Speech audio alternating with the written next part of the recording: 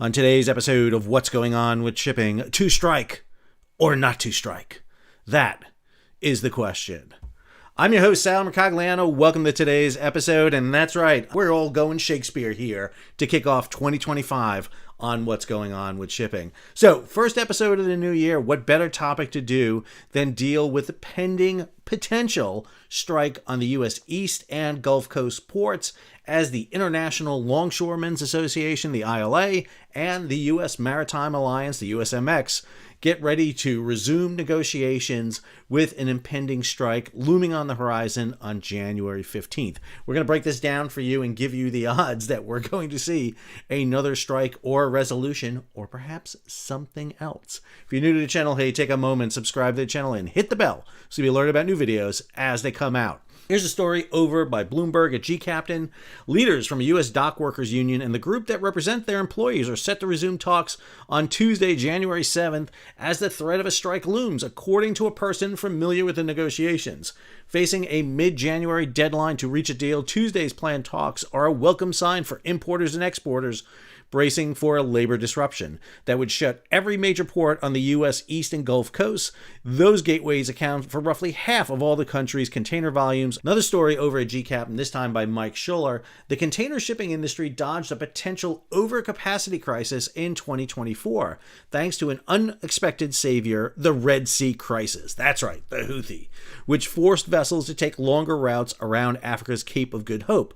The global container fleet expanded significantly in 2024, growing by 10.6% and adding nearly 3 million TEUs of capacity, according to Alphaliner. However, rather than flooding the market with excess capacity, as many feared, these additional vessels were largely absorbed by the Asia-Europe trade route, where ships were forced to divert around the Cape of Good Hope to avoid dangerous Red Sea passages. Now, to note this, we've talked about this for a long time too. The Houthi are creating a threat. They're not really good at making good on their threat. Over the past year, they've only sunk 2 vessels, killed 4 merchant mariners. But the thing that creates the problem with the Houthi is that they cause insurance to go up, particularly war risk insurance. So any ship over $100 million in value instead find themselves not going through the Red Sea, the Bab el-Mandeb, cheers, and the Gulf of Aden, but instead going a longer way around the Cape of Good Hope. And therefore, this is causing a diversion. And if you divert a container ship from the normal passage through that region, whereas you could probably get maybe 6 voyages a year out of that container ship going through that passage, now you're only getting 5. And that means you either have to speed up, which you can't do because of fuel issues and emissions problems, or you have to put more ships on. And thanks to what happened back with the global supply chain crisis in 2020, 2021, and 2022, the big container liners spent money like crazy on a new fleet replacement program. So back in November, we saw stories like this on Lodestar, rates still slipping as peak season recedes and port strike threat subsides. Freight rates are continuing their downward correction following the premature peak season and front-loading of volumes, leaving shipping lines facing an underwhelming winter. In terms of the negotiations of the ILA and the ILWU, there are 2 sides here. You have the ILA, the International Longshoremen Association, but on the other side, you have the Maritime, U.S. Maritime Alliance. Now, in the weirdest naming of all time, the International Labor Association represents American dockworkers. The U.S. Maritime Alliance represents a consortium of international corporations, including 7 foreign shipping firms and a port operation entity called Ports America that's actually owned by Canada. So we have this story back in November where we see freight rates are declining. Well, guess what? That begins to change. Here's a story from TradeWinds in December. Container freight rates climb as shippers try to beat U.S. strikes and tariffs.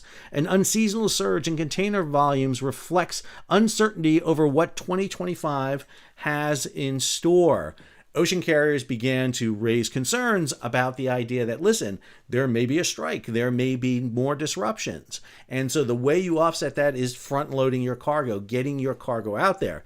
Now, you should know that freight rates, ocean freight rates, are established at 2 points during the year. The Asia to Europe rates go into effect on January 1st. The Asia to America rates go into effect on May 1st. And when you start looking at what happened with ocean freight rates here, you start to see some interesting actions here. Here's the update from Maersk Line's December 30th, 2024, update number 3 on the ILA-USMX negotiations. We want to provide you with an update regarding the ongoing negotiations. The condition agreement on wages is set to expire on January 15th. Just a quick reminder, one of the things that was hammered out after the strike on October 1st, remember there was a 3.5-day strike, one of the things that they came back with was an agreement to increase wages. And so that part has been hammered out along with a port handling fee for every container that is moved. The conditional agreement on wages is set to expire on January 15th. If no agreement is reached by that date, a coast-wide strike on January 16th is possible. However, the negotiations have had no new developments since our last communication. Considering the status, we strongly encourage our customers to pick up their laden containers and return empty containers at U.S. East and Gulf Coast ports before January 15th. This proactive measure will help mitigate any potential disruptions at the terminal. They're telling their shippers, those who get cargo via Maersk, hey, if you've got a container, try to get it out by January 15th. And more importantly, if you have to return a container, do it by January 15th so you don't get charged what's called detention and demurrage fees. It's interesting to note, too, that one of the things that Maersk and all the operators have been doing is been pushing cargo from the East and Gulf Coast to the West Coast. Now, if you go back and look what was happening since 2017, when the new lane of the Panama Canal opened, first new lane in the Panama Canal since 1914, this new lane allowed larger ships to go through. These larger ships don't carry 4,500 TEUs, they can carry up to 16,000 TEUs. And so what we saw was a decrease in cargo going from the West Coast, going through this new little lane of the Panama Canal and going to the East and Gulf Coast. We saw a marked change in that. Where the West Coast handled over 50%, they went down to handling under 50%.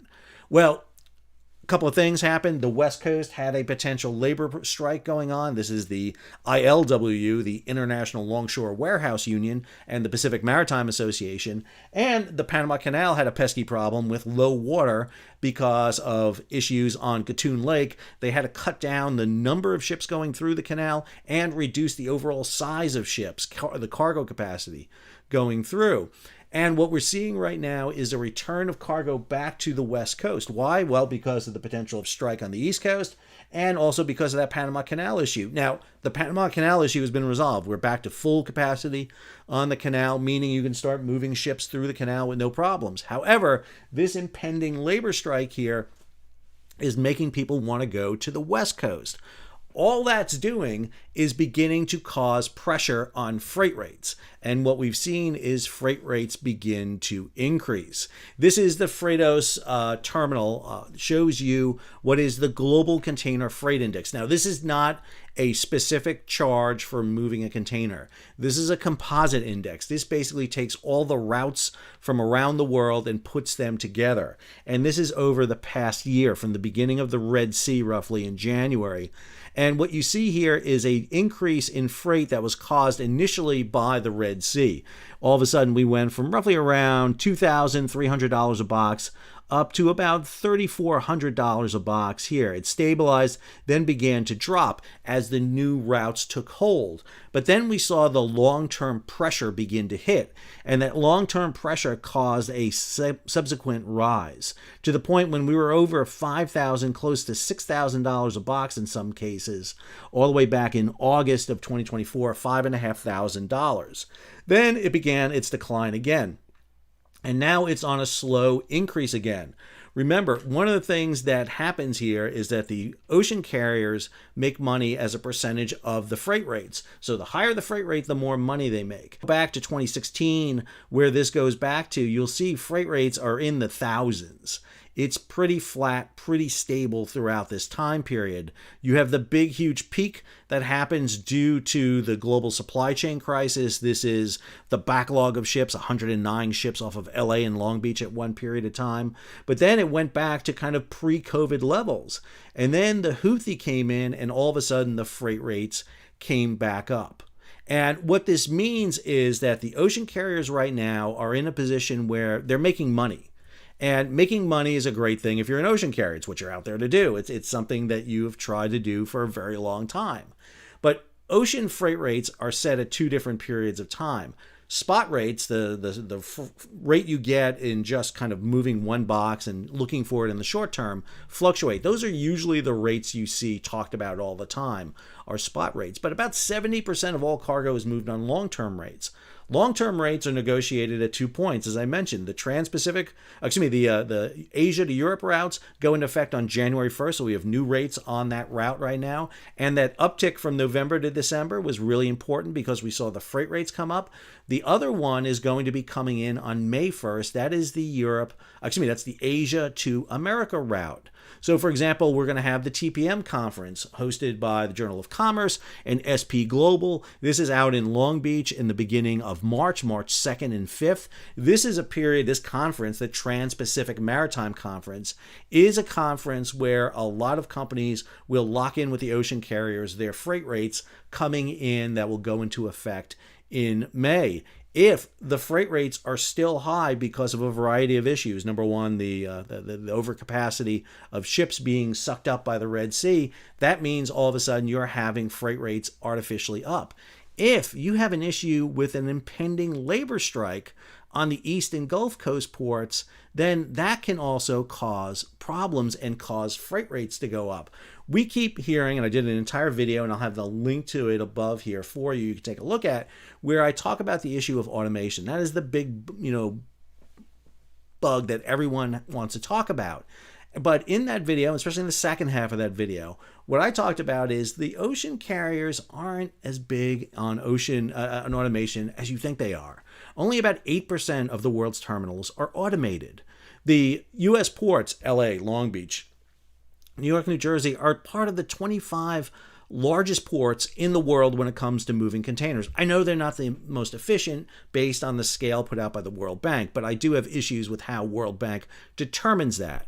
You get a much better efficiency rating if you're a transloading port versus an ingress-egress port like U.S. ports are. The other issue here is what can potentially happen on January 15th. On January 15th is when the labor negotiation between the ILA and the U.S. Maritime expires. So what are the options that can happen? And I got 3 of them here for you. Number one, we get a deal. They hammer out a deal, they're good. From my understanding, talking with members of the ILA and the U.S. Maritime Alliance, they're extremely close on a deal. They have the wages figured out. They've got the container handling figured out. There's like 2 companies that need to come to fruition on the issue of automation, but they are very close to it. The second issue is a strike. Now, the timing of this is really important to understand. January 15th is the middle of a week. January 20th is the inauguration of President Trump. President Trump has come out and said he's for the ILA, which is not surprising, especially when you consider that the Maritime Alliance is composed of a lot of international foreign shipping companies. Even though President Trump has really never been a friend to labor in large measure, he hasn't always been a big pro-labor, especially pro-union person. In this case, he met with Harold and Dennis Daggett, the president and vice president of the ILA. So can we get a deal? I believe we can. I think we're extremely close to getting a deal. Do we get a strike? Well, there is a potential for a strike. I'd say the chances of a strike is pretty low. I put it actually about 10%. I think both sides don't want to strike. Number one, it's bad press on both sides. Nobody comes off good on a strike, especially on the eve of President Trump's inauguration. I don't think anybody wants that. However, if we do get a strike, it will be short term. It would probably be from the midweek of January 15th to the weekend, very much like we saw the last strike. Understand, for every week that the ILA goes on strike, it ties up ocean shipping. About 5% of the world's shipping gets tied up every week. And so, within a month, you're talking about 20% of the world's shipping tied up. That is a big problem. And the ILA has got to be careful about getting bad press. And so I don't think it happens. The option that no one's talking about, but I think it's the option that we may actually see, is another extension. If you get another extension, let's say a month and a half extension, 2 months, remember, October 1st is when we had the last one. They went and extended out how long? Well, it was October, November, December. It was 3.5 months. If you extend past that period of time, that puts you past the TPM conference, past when new rates are going to be set from Asia to the United States. And so, is it in the worst interest to extend this contract? No. not on both sides, to tell you the truth. If you're the labor unions, it makes it very positive for you because the shipping carriers will get a higher freight rate, which is what they want. Add that on top of the diversion around Africa by the Houthi, then you will see those freight rates remain high. What the ocean carriers don't want to do is return back to the pre-COVID era. And remember, that's what they were heading for. They were looking for really low rates. I mean, we're talking about rates down here in the, just cracking $1,000 here. You had the now the East Gulf Coast strikes. Remember, one of the things that accentuated this too and left this going on as long as it did was the West Coast was potentially looking at a strike. So if you are the shipping companies, an extension is not a bad deal. And if they want to sit there and hammer it out and push this out again for a few more months, that may be an issue we see. Finally, the last thing I want to leave you with, guaranteed we're going to be seeing this nonstop, is we will keep seeing the labor union, Harold Daggett, who's the president of the ILA. You'll see him. Who you never see out here at all is the U.S. Maritime Alliance. You will never see them. They never appear. You'll see a press brief from them, a one-page sheet that'll be put out, but you're never going to see them. You're not going to see the shipping firms. You're not going to see them. I want to show you a speech given by the CEO of the U.S. Maritime Alliance. This is Dave Adams. And Dave Adams gave this talk to the ILA after the last contract negotiation. This is way back 6 years ago. So we're talking about 2019. This is shortly after the ILA and the U.S. Maritime Alliance hammered out their last agreement. Understand, those agreements are 6-year contracts. So they had one in 2012, they had one in 2018, and then this one expired on 2024. And this is the talk that Adams gave talking about the issue of technology. Technology, we've beat that one to death. We have a great contract now when it comes to technology. We did a lot of work in 2012. When it came to this contract, we learned some things over the 6 years that the 2012 contract had been in place. And in the end, that was sort of the biggest hurdle, if there was a hurdle, in our 2012 and 2018 negotiations. We created, along with Harold, a subcommittee to deal with technology. And I think what we did was ultimately took what we learned from 2012 to 2018, clarified the language, with the understanding about the fully automated issue, and wrote language that for the life of this contract, I believe is great for both parties. We're 1 year into the 6-year agreement. I believe that the commitment to each other and the relationship we've developed over that time is better than ever. I think we really, we can sit down and talk about anything, and there's not as much yelling as maybe there used to be, and we have some really good dialogue about how to do a lot of things going forward. We've done a lot of very, very creative things that people really don't see in their day-to-day work life, but they have a big effect in the background, and we've done those things together.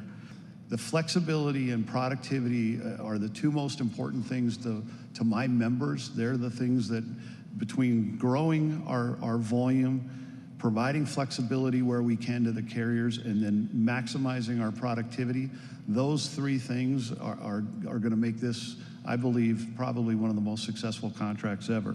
And so we need your help in that. You've heard it from Harold. You've heard it from several other, from the ILA side. Certainly, I want you to hear it from me. Those are key talking points for us when we're talking about the success of this contract. So I wanted to play you that clip to show you that the ILA and the U.S. Maritime Alliance have a long history together. And the issue of automation is one that is not new. They've been dealing with this since the beginning. I mean, he's talking about it in 2012. They're talking about it in 2018. And they knew it was going to be an issue coming into 2024. But again, look at what's happening right now. In that previous video I did, I talk about automation. Where is the shipping companies want to put their money? Right now, their money is being put into a new vessel replacement program, massive, that they're spending a lot of money on because of environmental issues, greenhouse gas emissions. The second thing they're doing is putting money in automation, but they're doing it on the West Coast. They're putting it into LA and Long Beach because they get more bang for their buck out of LA and Long Beach than anything else. And so as we start and look at this issue again, I really just want to urge everybody don't just look at the ILA and sit there and scream, Luddites, they're against automation. There are two sides to every agreement. There is the ILA side, which is very vocal because of the likes of Harold Daggett, but then there's the U.S. Maritime Alliance side. And what you will not see is Adams or any of the representatives from the U.S. Maritime Alliance out there, but they play a very major role in this.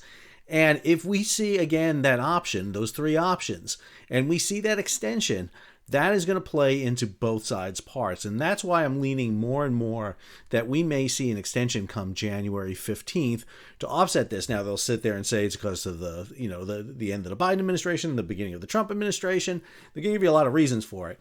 But I think in the best long-term issues, it works for both sides in that way. So get a deal. Very likely we do get a deal. I think they're both very close to that. Do we see a strike? Very low, I think, on the strike side. More and more I'm leaning toward seeing an extension. Now, I could be 100% wrong. I have no crystal ball on this. I am simply a tenured professor who sits here from 50,000 feet and plays Monday night quarterback on these issues. But I also don't have a vested interest in the ILA. I don't have a vested interest in the U.S. Maritime Alliance, shipping firms. I can kind of call balls and strikes as best as I can. I'm not always right. Just ask my wife. She's more than happy to tell you how wrong I am all the time. I hope you enjoyed today's episode. If you did, hey, take a moment, subscribe to the channel, and hit the bell to be alerted about new videos as they come out. Leave a comment, share it across social media, and if you can, support the page. How do you do that? You hit that super thanks button down below, or head on over to Patreon and become a monthly, yearly subscriber. It is so great to be back with you for a new year, 2025. I am excited for a new year and talking about what's going on in shipping. We've got a new series that we started. Shipping 101 had the first episode drop. Second episode is in the can. Third episode working on right now. Until our next episode, this is Sal, signing off.